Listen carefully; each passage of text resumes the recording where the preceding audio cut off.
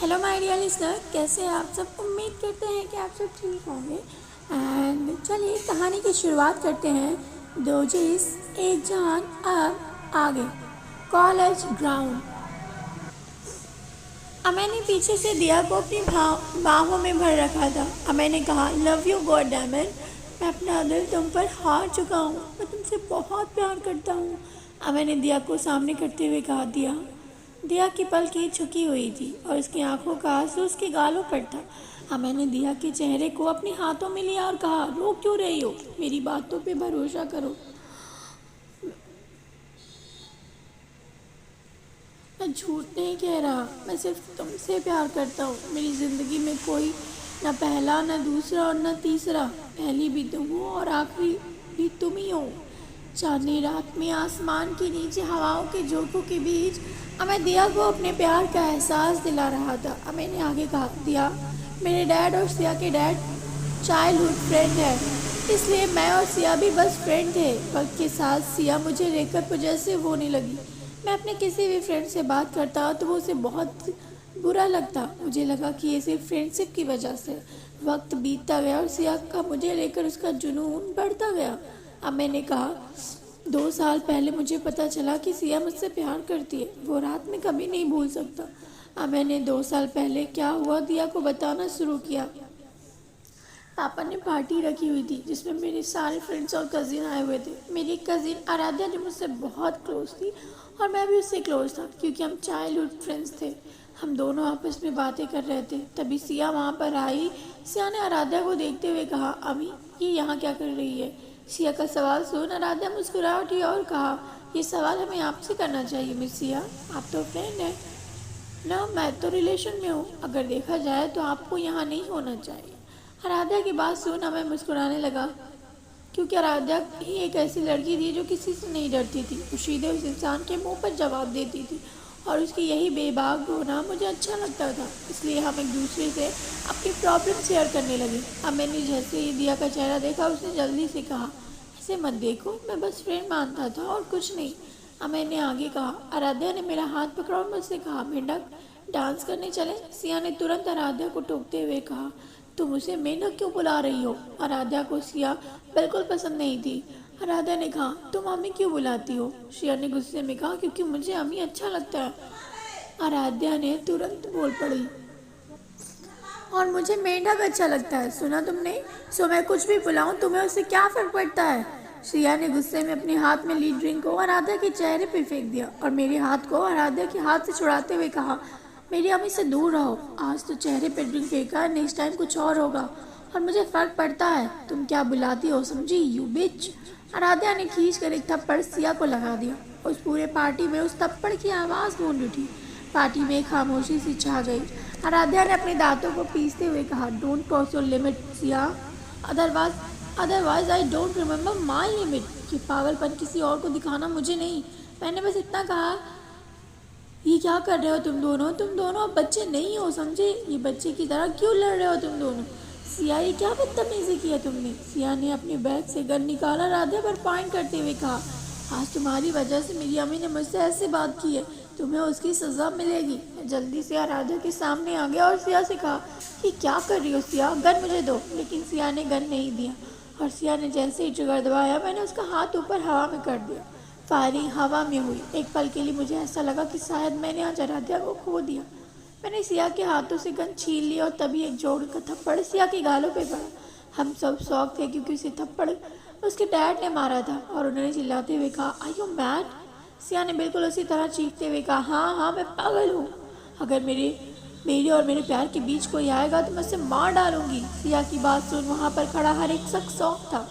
मैंने आगे आकर पूछा, प्यार?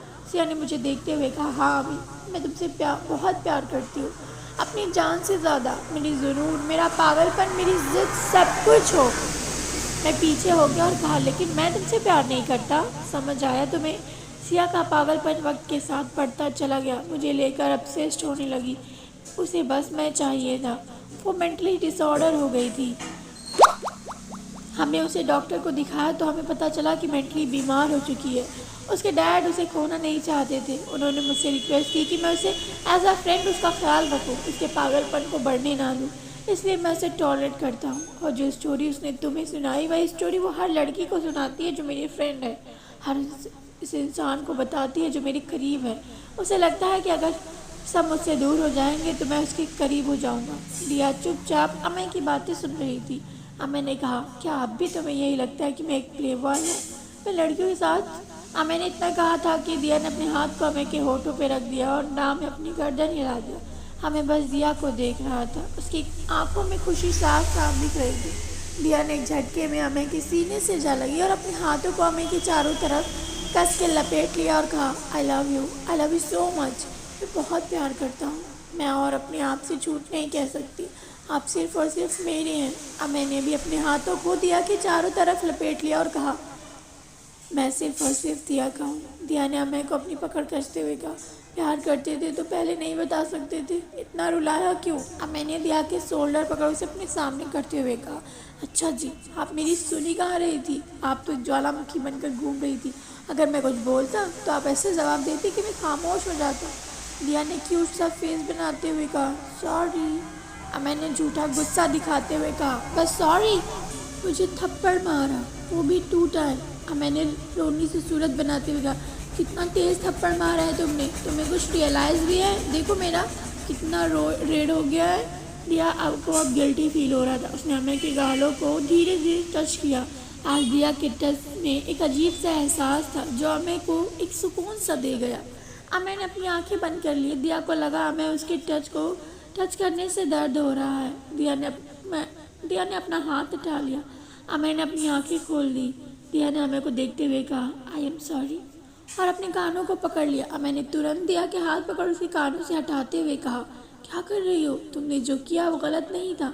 तुम्हारी जगह मैं भी होता तो शायद मैं भी यही करता।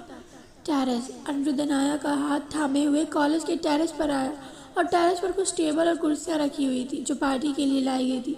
अनिरुद्ध अनाया को चेयर पर बैठाते हुए कहा, बैठो।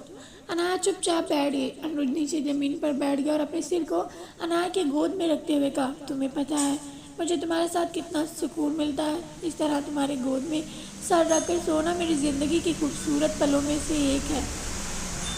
अनाया ने अपने हाथों को अनिरुद्ध के बालों में फेर रही थी। अनिरुद्ध ने अनाया के हाथों को किस करते हुए कहा, तुम्हारे हाथ जब भी मेरे हाथों को थामते हैं मुझे ऐसा लगता है कि पूरी दुनिया मेरे साथ खड़ी है। College ground. अमय ने दिया के चेहरे को अपने हाथों में लिया और कहा, अगर तुम्हारी जगह मैं होता तो शायद मैं भी ऐसे ही रिएक्ट करता, या फिर इससे बुरा। दिया ने अमय के चेहरे को देखते हुए कहा, आप मुझसे दूर नहीं जाएंगे ना? अगर सिया के डैड ने आपको सिया के साथ रहने के लिए कहा तो आप मुझे छोड़ तो नहीं दोगे ना? अमय ने दिया के फॉरहेड पर किस करते हुए कहा, तुम्हारा हाथ छोड़ने के लिए नहीं थामा मैंने, मैं तुमसे प्यार करता हूँ। दिया, तुम अगर कहोगे भी तो भी मैं तुम्हें छोड़ के नहीं जाऊँगा। तुम मेरा पहला और आखिरी प्यार हो। तभी आसमान में बिजली कड़कने की तेज़ आवाज़ आई। दिया ने झटके में अमय के गले लग गई और कस के अपनी मुट्ठी में अमय का शर्ट पकड़ लिया। अमय ने भी उसको अपने सीने में छुपा लिया और अपने हाथ से उसके बालों को सहलाते हुए कहा, मैं हूँ तुम्हारे साथ, कुछ नहीं होगा। दिया ने अपना चेहरा उठा अमय को देखते हुए कहा, क्या सिया जानती है कि आप हमसे प्यार करते हैं? क्या उसे ये पता है कि आप सिर्फ मेरे हैं? अमय ने मुस्कुराते हुए कहा, हाँ, सिया जानती है कि मैं तुमसे प्यार करता हूँ और मुझे बस तुम्हारा हक है। अमय ने जैसे ये कहा, दिया के होठों पर एक प्यारी सी स्माइल आ गई। आसमान के तारे कहीं गायब से हो गए। काले काले बादलों में से चांद हल्का हल्का चमक रहा था। दिया ने अमय को से अलग होते हुए कहा, हमें पार्टी में चलना चाहिए। अमय ने कहा, ठीक है। तभी दिया ने चीखते हुए कहा, ओ गॉड। अमय ने जल्दी से उसके शोल्डर को पकड़ते हुए कहा, क्या हुआ दिया, सब ठीक तो है? दिया ने घबराते हुए कहा, नहीं, कुछ भी ठीक नहीं है। अमय परेशान हो गया और जल्दी से उसने कहा, क्या हुआ दिया, कोई प्रॉब्लम हो गई? दिया ने अमय के दोनों हाथों को अपनी कमर पर रखते हुए लंबी सांस लेते हुए कहा, अनाया। अमय ने तुरंत कहा, अनाया, क्या हुआ अनाया को? दिया ने फेस बनाते हुए कहा, अनाया को कुछ नहीं हुआ है, एनी आपको पसंद नहीं करती। अमय ने बिंदास होते हुए कहा, तो क्या हुआ? अगर अनाया मुझे पसंद नहीं करती तो? दिया ने आंखें रोल करते हुए कहा, अगर वो आपको पसंद नहीं करेगी तो मैं आपके साथ खुश कैसे रह सकती हूँ? हम साथ में कैंपस में कैसे रहेंगे? सब आपकी गलती है। ना आप उसके साथ मजाक करते, ना वो आपसे चिढ़ती, और ना मुझे आप आज ही सोचना पड़ता। ये सब आपकी गलती है। गलती आपने की है तो ठीक भी आप करेंगे, सुना आपने? अब मैंने दिया कि कमर पकड़ उसे करीब करते हुए उसके कानों के पास जाकर कहा, ये आप बहुत कर रही हो। तुम पहले तो तुम मुझे तुम कह के बुलाती थी और आज आप कह रही हो और बीवियों की तरह ऑर्डर भी दे रही हो।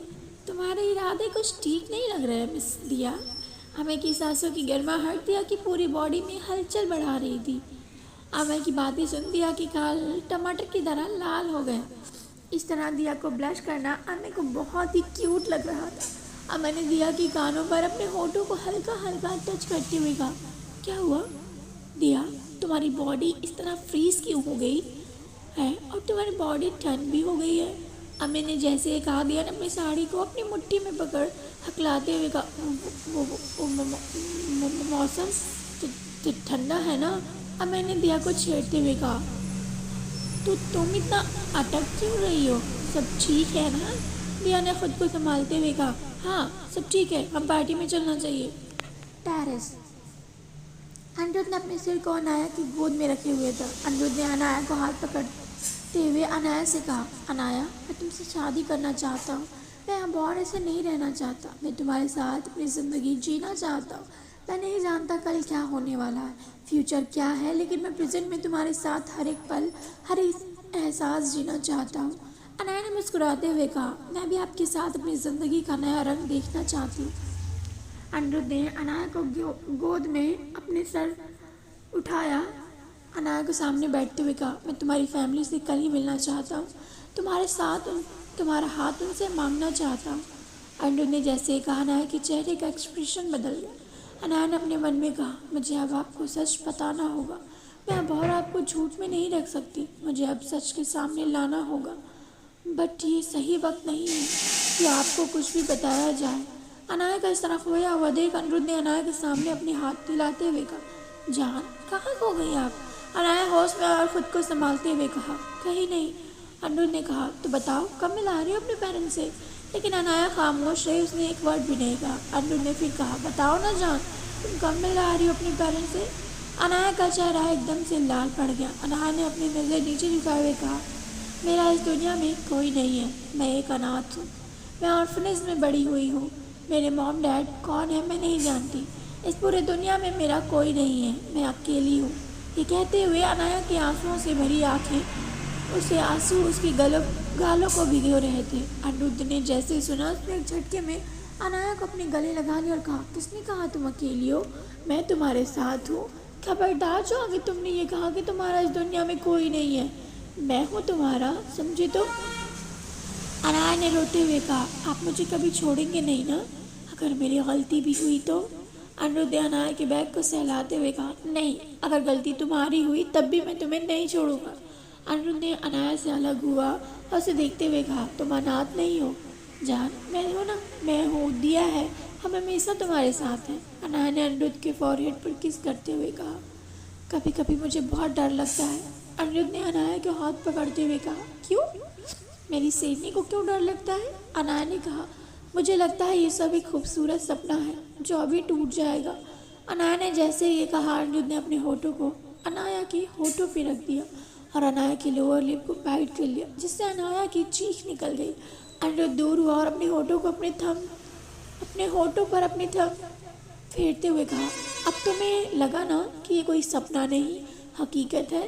अनाया ने मुंह बनाते हुए कहा, ये क्या तरीका है बताने का कि ये कोई खूबसूरत सपना नहीं सच है।